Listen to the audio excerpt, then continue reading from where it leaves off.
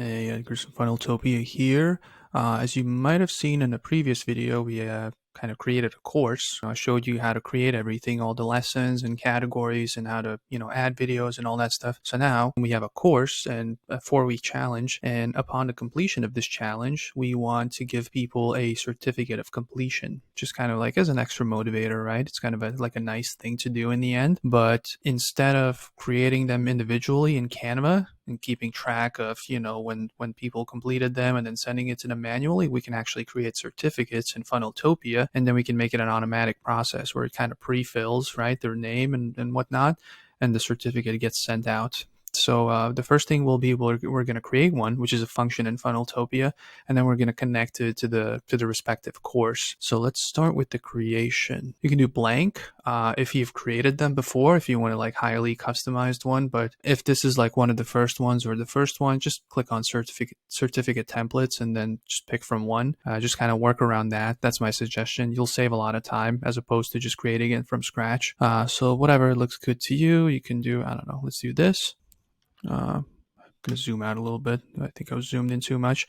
So let's click on this one. Let's confirm. And now it loaded in. So as you can see here, there's fields that you can add that pre-fill, right? Contact name, contact company, contact address, or whatever you want it to be, right? You can pre-fill them here. And these, once they're sent out, these get automatically added. So let's say I completed a course. This will say Edgars, right? This will have my name automatically in there. As for the functionality, obviously, you can see over here, you can kind of do different things.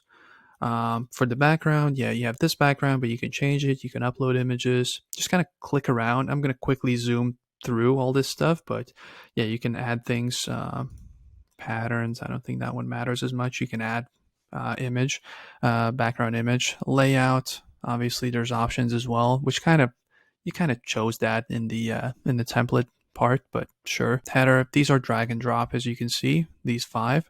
These you can drag in over here, right? It's pretty free. It doesn't fixate on anything that much. It kind of indicates whether it aligns well with the other elements, but yeah, let me just delete that. Let's click on it.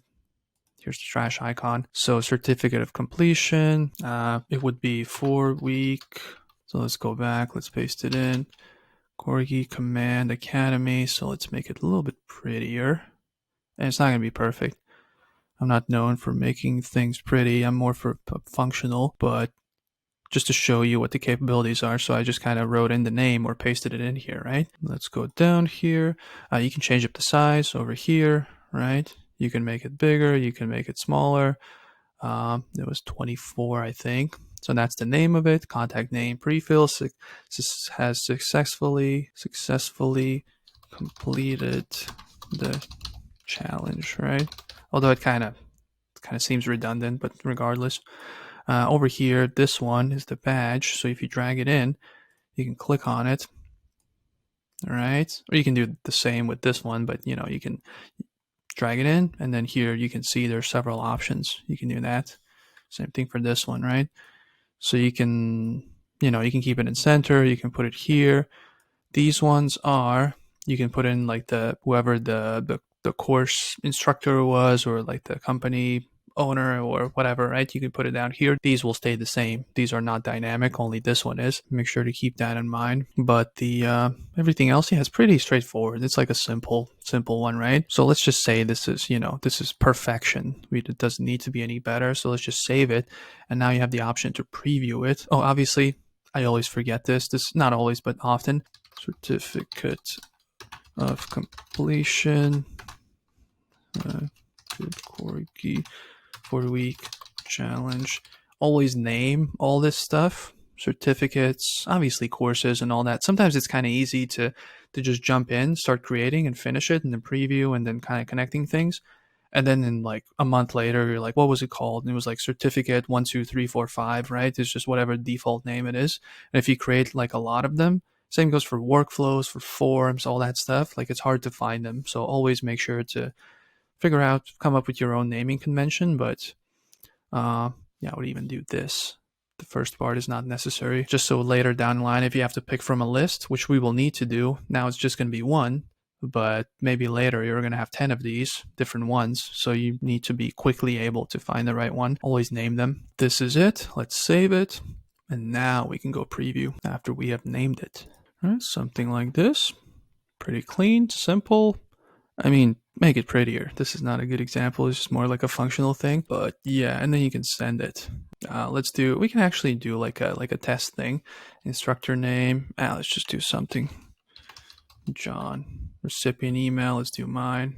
And this stays the same as is. And let's drag this. That's the support button. Let's drag it. Oh, it's in the way.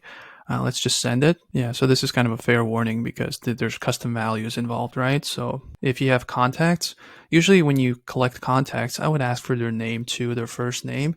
Otherwise, this stuff like this will come up, right? Not only in like using your name in emails, but also in here.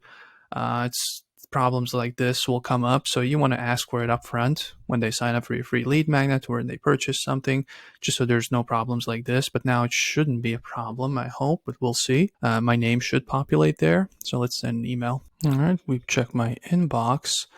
You have been awarded a new certificate. View certificate. So this hopefully should populate my name. Yep, it's my full name. So this is a good thing. That's why you test it out. Obviously it wasn't great to begin with, but here it kind of, you can see it's a mess. So you want to space it out better. This is, yeah. For a second I thought it's just going to be the first name, but no, it populated my whole name. So, that's why you test. That's why you see these things. Otherwise, it doesn't look good. I would just take this line out, and obviously I would rearrange these things. But yeah, I'm not a graphic designer, but I would obviously make sure that this is not a problem. But yeah, that's why you test things. Same thing when you write emails. You always send a test email before you send it out to your list of, thousands of people, however big it is, because you want to mess it up first, like while testing, as opposed to, in front of thousands of people. So this is kind of it for the certificate. So it's been saved. Let's just quadruple save it. Let's go back. And now we will connect it to the course. Let's go back to memberships, courses, and then products. Now that we have the certificate, we can connect it to the course that we created in the previous video, if you saw it. Corgi Command Academy. Let's click on it, and there's going to be an option here, certificates, right? And here, attach certificate template.